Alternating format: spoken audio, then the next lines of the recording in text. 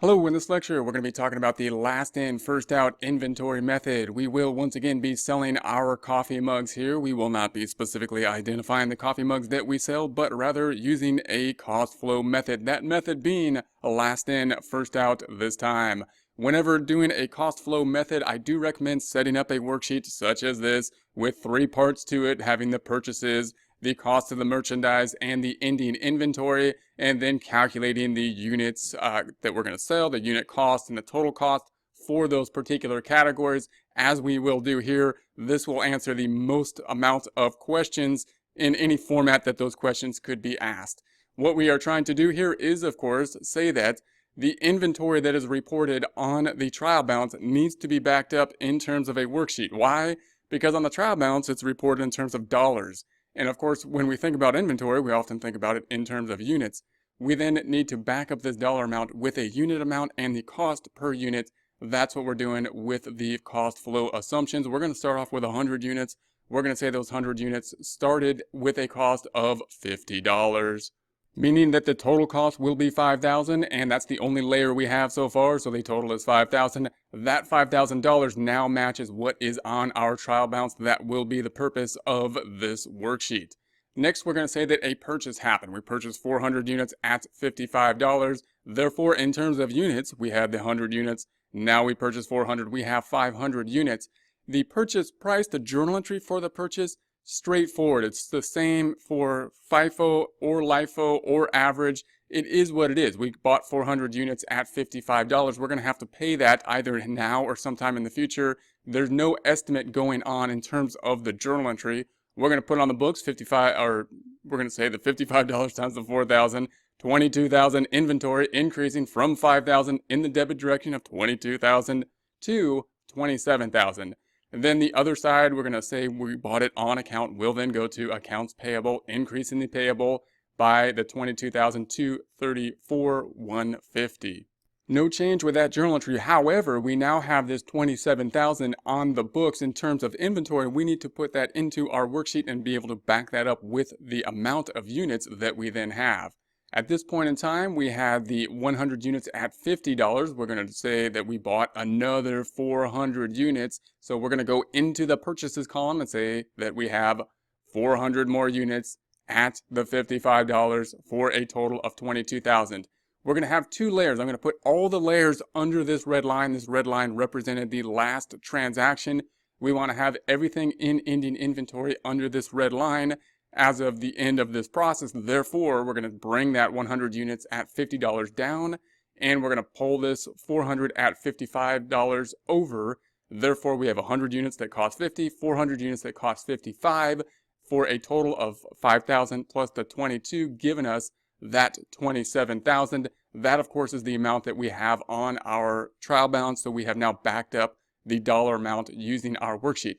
Now the question will be, when we make a sale, which ones did we sell? The older ones at 100 units at 50, or the newer ones at $55?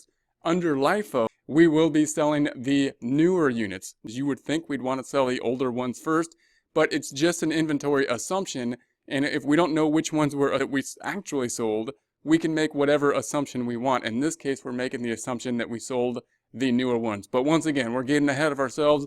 Let's take a look at a sales transaction in which we sell 420 units at $85. So we had 500 units minus the 420 units. In terms of units, we are then going to have the 80 units left after this process.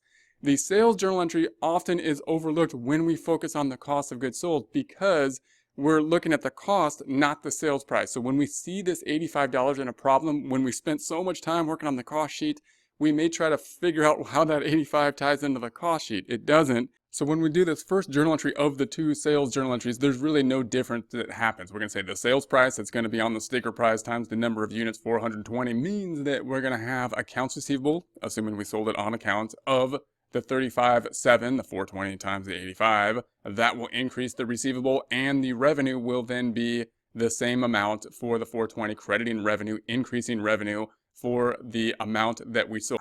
How much did the inventory go down by in terms of dollars, and how much of the cost of goods sold should we report? We know the number of units that we sold.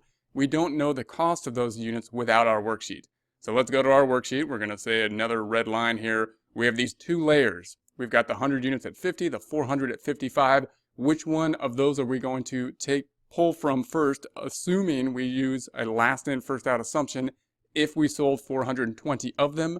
Answer is the last ones we purchased. So the 400, the newer ones, we're going to say in our cost of goods sold column, we're going to say we sold the entire 400 units and those cost $55. 400 times 55 will give us the 22,000.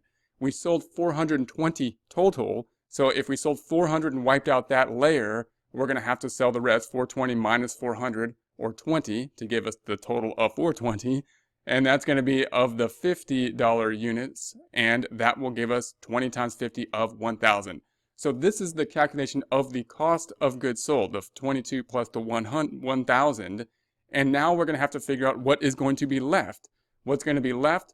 Well, of that 400 units, we sold all of them. So that second layer, I'm going to take that off first. That's gone. Of the first layer, we had 100 units. We sold 20 of them. 100 minus 20 gives us that 80 that are left at the $50. 80 times 50 is that 4,000. And then, of course, the 4,000 plus the 100 gives us that 4,000. After we do this journal entry, the cost of goods sold journal entry, 23,000, we will then be left with, in ending inventory on the trial balance, a dollar amount of 4,000.